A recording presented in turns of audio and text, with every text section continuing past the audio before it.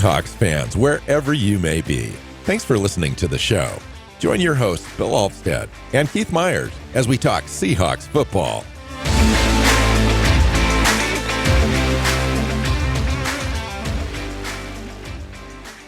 Hey, hi, Seahawks fans. Welcome back to another episode of the Seahawks Playbook podcast. I'm your host, Bill Alvstad, sitting down, as always, with Mr. Keith Myers. How you doing, Keith?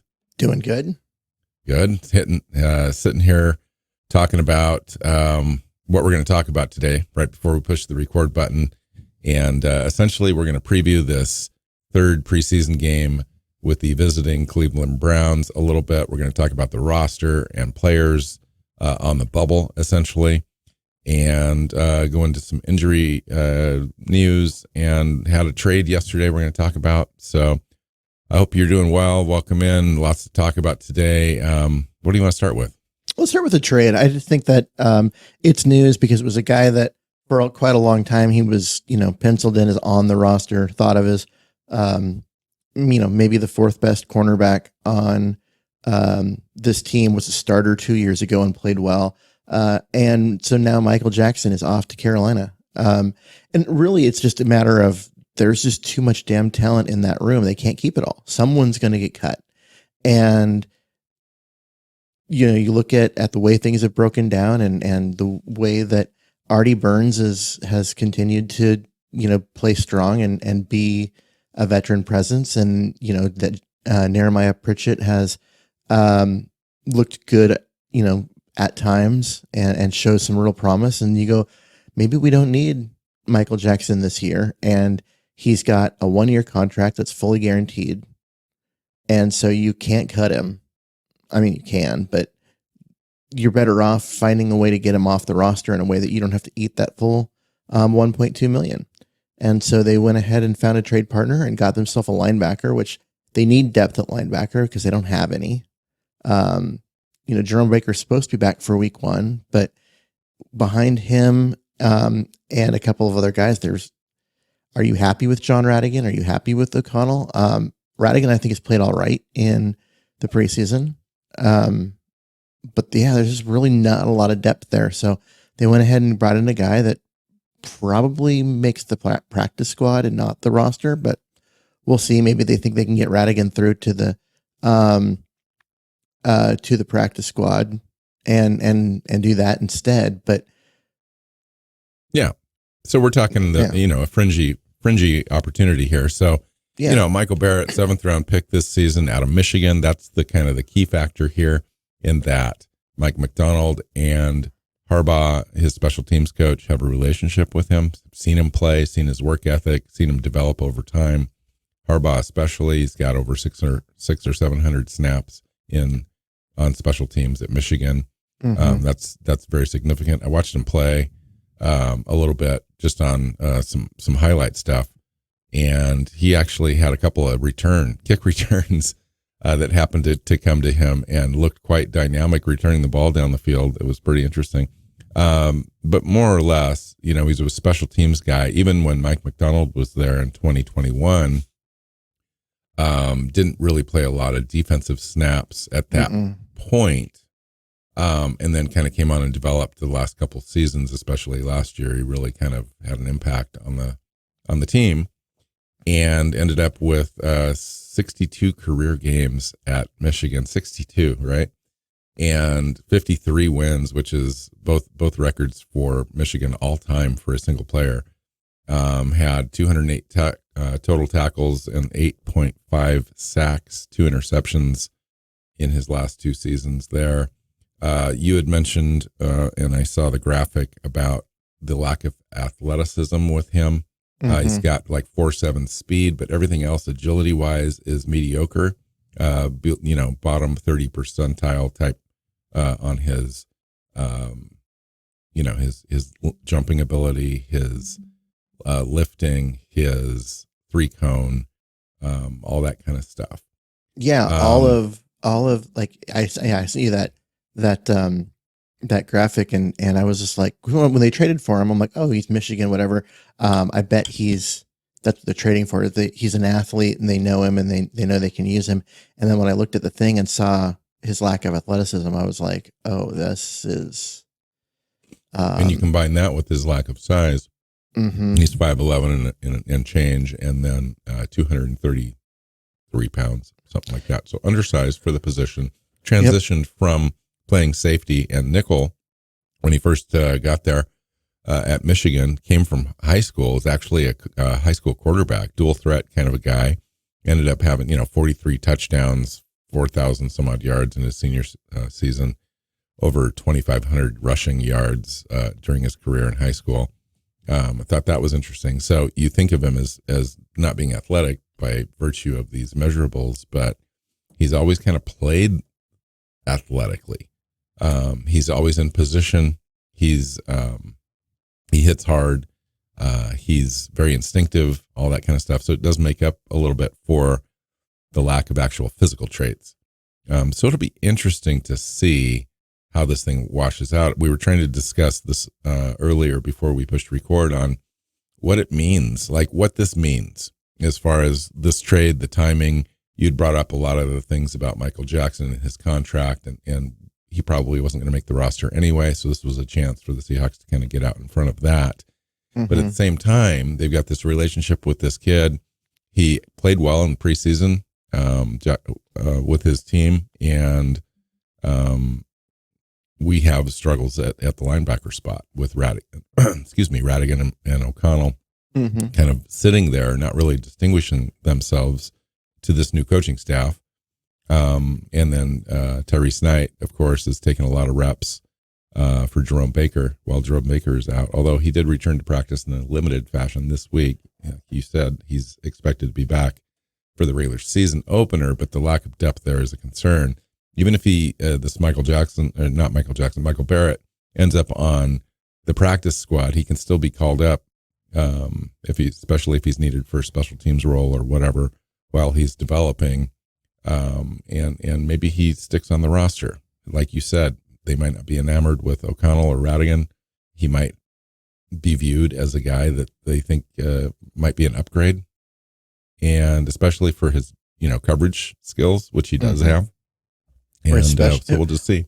Or I mean, and this coaching staff, and I'm sure it's going to be different than the other one in terms of keeping guys just for special teams, and that don't offer much on either offense or defense.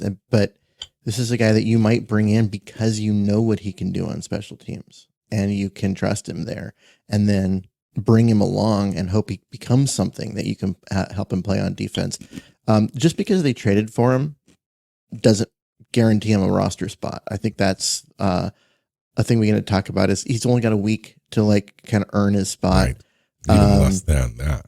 Yeah. And with that, the relationship with the coaches, you can be viewed as, well, they know what they're getting. Of course, they're trading for a guy they want. Well, they might also be trading for a guy that they know that they can leverage that relationship to have it not be a sore point when he does end up on the practice squad instead of the active roster. They're like, hey, we did this trade. We want you here. We're going to shift you through to the practice squad and give you a chance to learn what we do, the way we do things here before we bring you up type of situation. They might be able to use, to leverage that relationship to make it so that it isn't an awkward thing. And if another team comes along and says, we'll send you the 53, maybe he declines that. Yeah. The only issue would be that on that cut down day is someone putting in a waiver claim. Like that would be the one point, but there's a million guys out there. It's like actually almost 1,000 players. And you're going to make a couple $100,000 on the practice squad. If that, I can't remember exactly what the figure is. And you're going to make $800,000 as a rookie, on an active 53. So there is quite a bit of a difference there. $600,000 when you're it's worth it for the player. It's worth it for the player. Absolutely. They should always take the active roster spot if someone offers them one. I'm not foolish enough to be like, oh, team loyalty or whatever. No, you're talking about like a 4 times the salary to go be on an active roster. And, if you're a fringy roster guy, your career might be over after this year. Go get your money. Just do it. Your family will love you for it. So I'm full supporter of that. Okay. So regarding this game, Seahawks starters who are healthy are going to get some reps in this game, including Geno Smith. Heard that directly from Coach Mike McDonald. Don't know exactly how long each starter is going to play. He said it would be up, to individual players and assessments and so forth. So it'll be interesting to see because Cleveland's got a decent roster now. Preseason doesn't make any difference at all, but it will be kind of nice. The defensive starters in preseason have only gotten 6 reps in games because they went 3 and out, and that was it. And they shut them down. And then they didn't play in the second game. So, and the offensive starters really haven't had any time. Yet Geno at all. So Geno hasn't played a snap. Ken Walker hasn't played a snap. GK and Lockett haven't played a snap. So I mean, I would like to see them come in for a series. If they put a drive together and string together 8 plays, then they're done. If they go 3 and out or something like that, okay, bring them in for the second series and then have them be done. But don't leave them in there for too long. Let's not risk these guys to injury. It's just that's why they did the joint practice, right? Was so they could run their first team offense against the first team defense, and they could run the plays that they're actually going to use in games without putting tape out there. So you got the joint practice, you did your thing. Don't push these guys too hard. Yeah, I think they just got talked into it in a sense, in that Cleveland was going to start their guys and egos got going on the Seahawks and decided that they were going to put their guys out there too, at least for a little bit. Yep. Well, it should be fine. Hopefully, fingers crossed. Players that are not going to play with regards to this game are center Connor Williams, just too soon, still working into the offense and getting into shape. Tight ends, Noah Fant, Pharaoh Brown, linebacker, Jerome Baker, Trey Brown, Draymond Jones, Rashawn Jenkins, all out with injury concerns. Some of those guys are just limited now and just are precautionary. Other guys like Rashawn Jenkins, status is less certain. McDonald basically couldn't provide a timetable on him for return. So, and then Pharaoh Brown, of course, same sort of thing. Final chance though for players to kind of impress their coaches in a game situation. It's hard because you've as coaches and players, you've been playing and practicing every day for a few weeks now. So the coaches have seen you be consistent and so forth, but all of a sudden this game hinges now on your ability to maybe make a roster. And we're talking about fringy guys here for sure. There are some competitions though still for pecking order, if you will, on the roster. But a few positions are in question as far as making the roster. For example, a guy like McClendon Curtis or Stone Forsythe for that 3rd or 4th tackle on the roster. One of those guys, if he doesn't make a good showing in this game, could end up being cut. Now, a guy like Christian. You have Michael Jarrett at tackle who has Gerald. He's managed to I think he's got 20 pass rush snap or pass blocking snaps so far in the preseason and given up 0 pressures. So if you're talking about your 4th tackle, right, a guy that's only going to get on the field if multiple guys get hurt, and that's including Abe Lucas. You're already counting him. I've got Michael Jarrell actually as my 3rd tackle on this team, not including Abraham Lucas. So I've got Cross, Fant, Lucas injured, and then Jarrell being my 4th guy. Now, if Lucas starts the year on the PUP, which is likely, I think Jarrell easily makes this roster and could potentially be backup number 1 should Fant, go out or need to be to come out for a series or something. Yeah. So you look at, Jarrell he was a project. I mean, he's Division II school, like got the physicals, but needs to learn how to play football and has done what was asked of him. They haven't asked him to go out and play against the ones or any of that kind of stuff, but that's not where he is in his development. He's done everything they've asked. And so, those other two guys should be worried. It's going to come down to, they got to prove their versatility. Is Forsyth's ability to play both tackle spots worth more than Curtis's ability to play tackle and guard?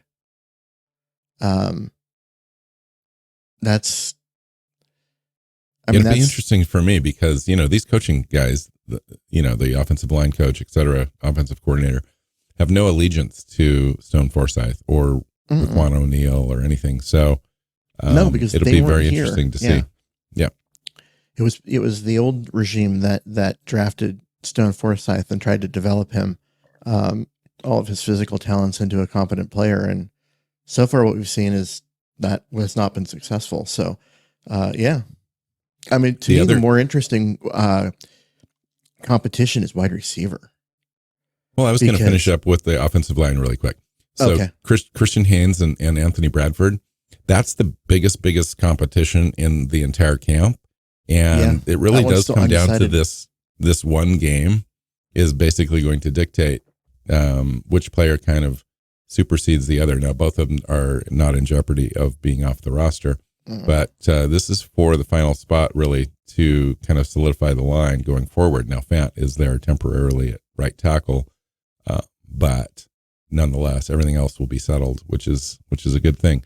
That's going to be something to watch, I think, in the game. So you kind of want to watch Christian Haynes, Anthony Bradford. Is Christian Haynes going to continue to play at left guard? He hadn't played there during his college career.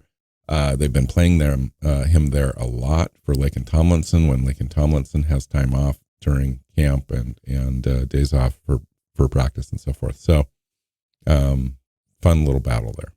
Yeah. Okay. Wide receiver. I'd say wide receiver is the really interesting one because you've got 5 guys on the roster in 6 spots, which means that everyone else is battling for one spot, and you've got, Cody White has looked good in camp. Aesop Winston Jr. has been really valuable in special teams, looked good in camp, and has the team's only touchdown reception in the preseason so far. D. Eskridge is still that talent out there that you kind of wish that you could get something out of that draft pick, but of course he's been hurt for the last week, so he may have lost out. And no allegiance to this staff. Yeah, and he may not be in even in the consideration at this point. But then you've got Jerick Young, who's got that size-speed combination that's rare and has looked good in camp and does well on special teams as a gunner on punt coverage and that kind of stuff. So you've got 3.5 guys fighting for one spot. And that's, I mean, it's a good problem to have because all of these guys have kind of done enough to earn a spot. And on most teams, most years, you've got one of those guys and you got one spot and they won the job and they get the spot and that's fine. But, I mean, who can get through to the practice squad? I mean, that matters. Well, that to me, it's an easy answer, but I get that it's not so easy and cut and dry just from the outside perspective, especially how well Aesop Winston is playing. I think that's the guy that's really in question for me. Cody White, again, a big body wide receiver with a unique skill set for his size.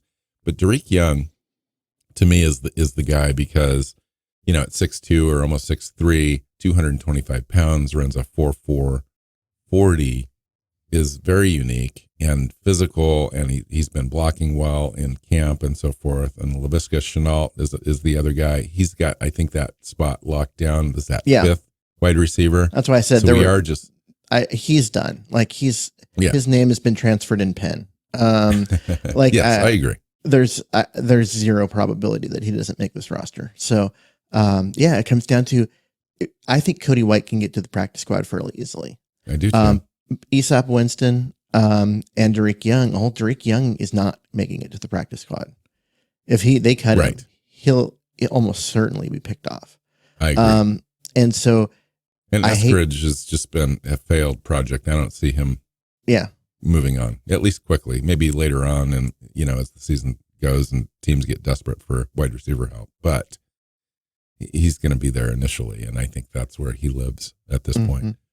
But yeah, Derek Young has that, I think, X factor in a very deep wide receiver room. And I think that he makes it there, but it'll be interesting to see how this plays out. Isak Winston Jr. has done enough in camp and in preseason to make this roster.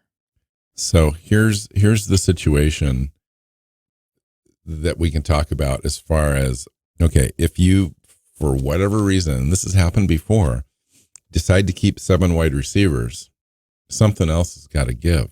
Like you're only keeping 3 running backs, you're only keeping 3 tight ends, maybe 1 less, tackle. I'm not talking about all of these at the same time, but these are the groups that you're going to pull from. You got to and then on the defensive side, you can go down to 24 players on defense and add 1 more to the offense just for special teams. But now you're taking away a guy like Michael Barrett's opportunity, maybe a 5th safety, the athletic guys that you want on special teams, maybe a 6th corner or 7th potentially. I mean, it might come down to Pharaoh Brown starting the year on IR.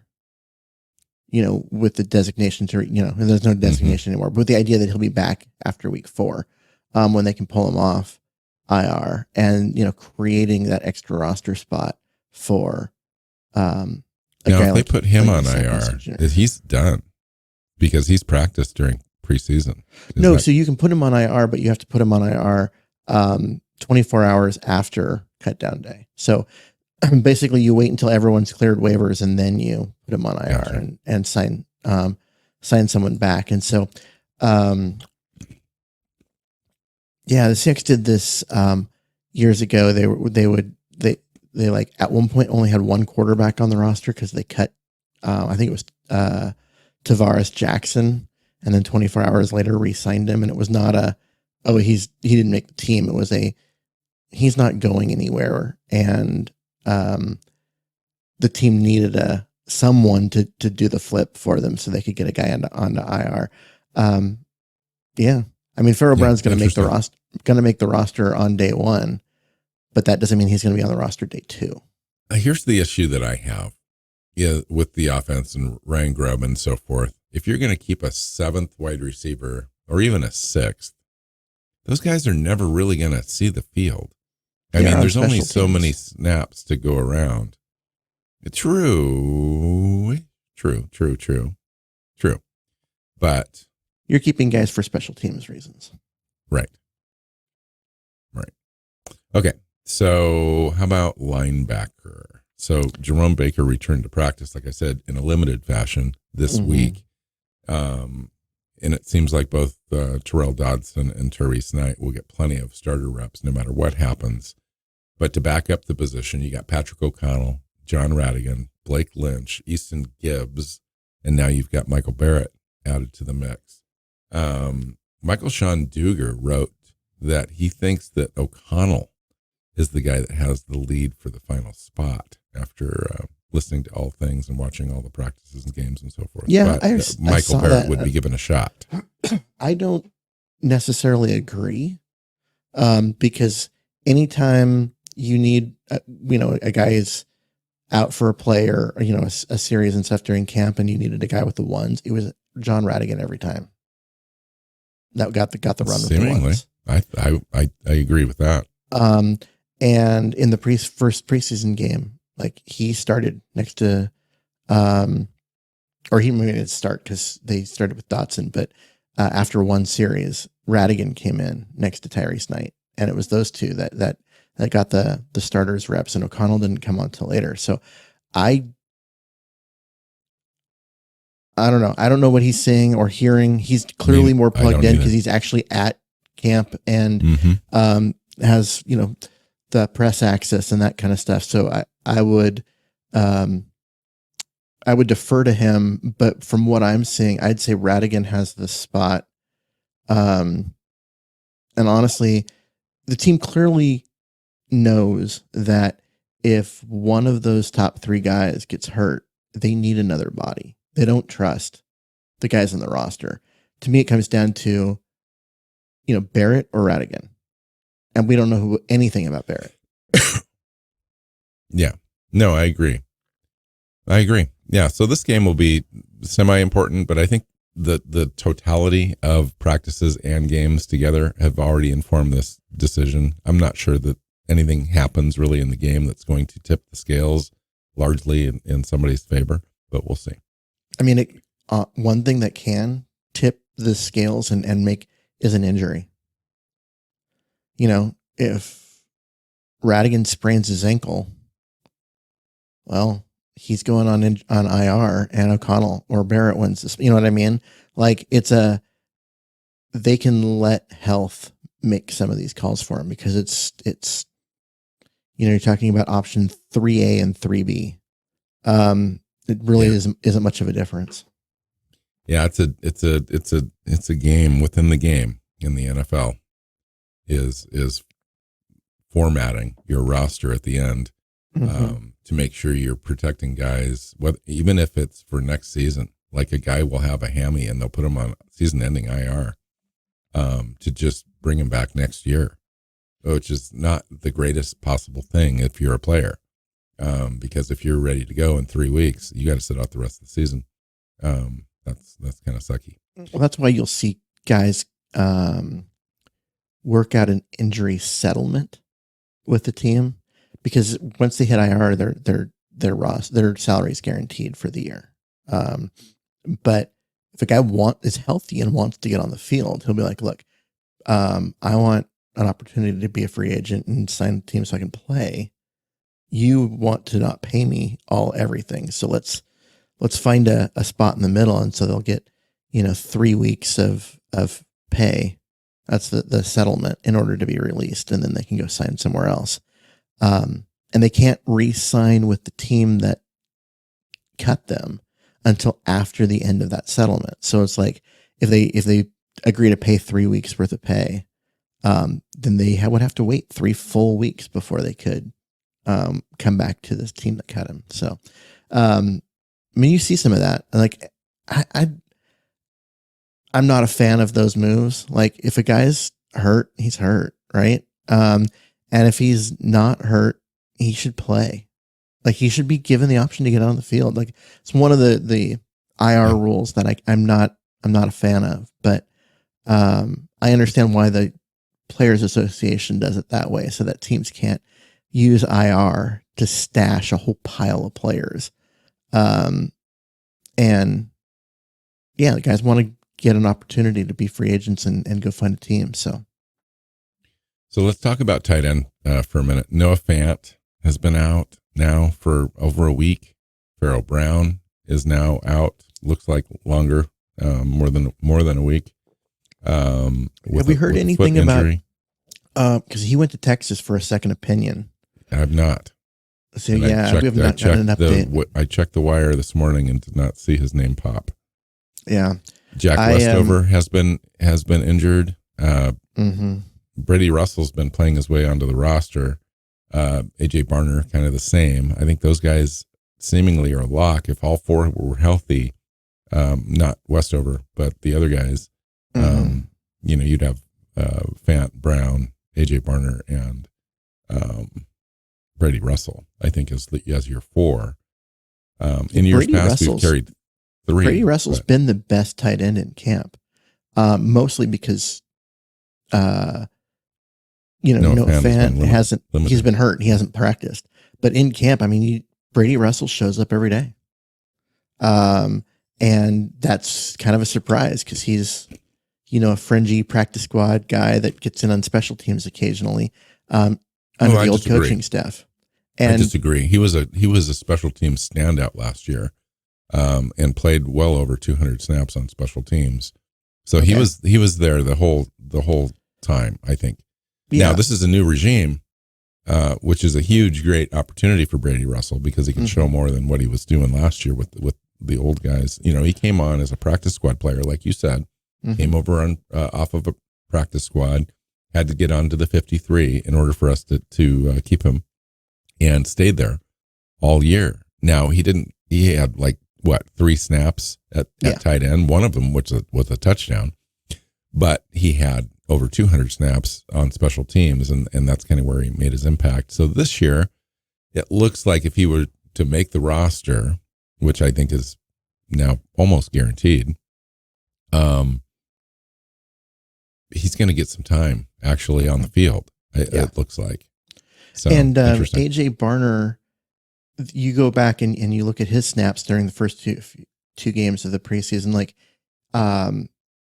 he had the one catch and looked good doing it, but he's been out there as the blocking tight end. He's been the guy on the end of the line, being asked to do the role that Will Disley had a year ago as the primary blocker, and has looked good doing it. So I know people have been like, oh, where, is this guy not going to make the team? Whatever, is Brady Russell taking his job? You got to remember what his job is. His job isn't to go be flashy and stuff in the passing game.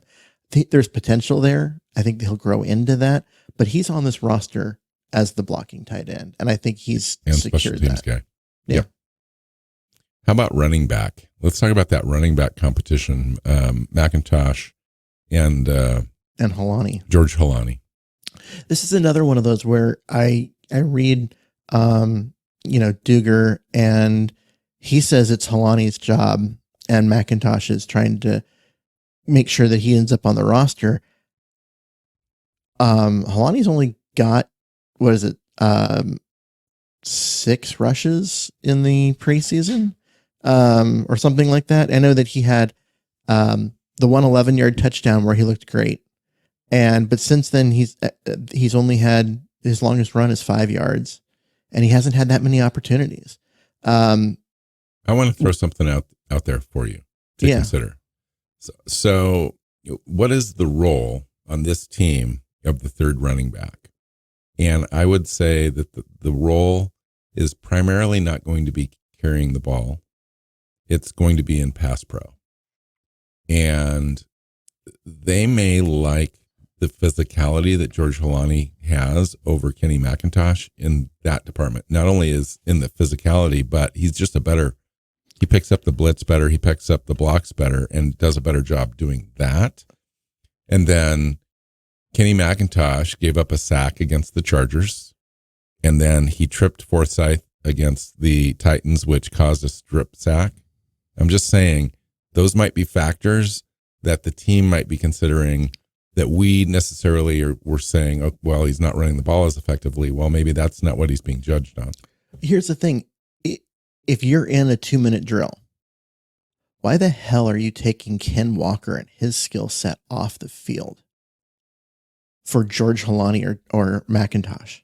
You're probably not in that particular right. So scenario. I know that there's this, philosophy about you have your starters, and they're you're big, you're between the tackle runners, and when you go into the other teams in the nickel and you own your third down set, you bring in your smaller guy that catches out of the backfield and whatever. But when you've got a guy like Ken Walker who can catch the ball out of the backfield and pass protect, and why would you take his skill set off the field for someone who's not as good? Not necessarily just a 2-minute drill, but in all different situations, a guy needs a break once in a while. Zach Charbonnet's been injured, although he's back this week. You're going to have a guy on the roster that you think can do the most with his opportunities. Now, Holani maybe didn't have the opportunities in the games, but he's been showing him what he's got in practice and can clearly potentially do that job. And so that's why he would be considered fringy, third running back on this thing with Kenny McIntosh. I think they keep Kenny. Kenny's just been doing everything. He's been running effectively. He's been running between the tackles and in volume. And I think that says, I think everything that you need to read into it. Like, he's been getting all the plays, but at the end of the day, they may value one skill set over the other. And I just don't know that. Yeah. If you're making that, if that's your reasoning for keeping one guy over another, and this isn't a comment on this particular battle, you better be you're assuming that it's a situation where that skill set is going to be needed and used, right? And that's like, and the other skill set would be then potentially available still on the practice squad. Or if it's not that player, if Kenny McIntosh doesn't make it for whatever reason, or Helani, it's somebody else that's going to come in and fill that spot. I mean, if you are judging us by our singing voice, but then never asking us to sing on this podcast, which God, help for everyone listening should be thankful of that. Like, you know what I mean? Like, I don't see that as a plus. Like that's a philosophical problem to me. If you're judging guys based on something you're not really going to ask them to do. And so, because I would leave Ken Walker on the field for those plays. And then you'd give Ken Walker rests by getting Charbonnet in, on other running plays. So, he's just a superior player in all facets. I think this is like a DJ Dallas role for sure. It's going to be a guy that's going to be on the field for 7 to 10 snaps and have 1 or 2 snaps potentially where he's impacting a play, where he's actually getting the ball. And so this isn't a huge role here. This is definitely a backup in case one of the other guys gets hurt. And that's when it would be, you'd have a significant shift in your responsibility. Beyond what we've talked about, is there anything else that you want to see or would like to talk about regarding the final week here as we get into the potential of cut downs on Tuesday? I think we need to see a lot from safety because Tyakuna has shown, and I think has shown that he deserves a roster spot. Kobe Bryant's got the name, and he's known by because of his draft status a couple of years ago and all of that, but he has not shown.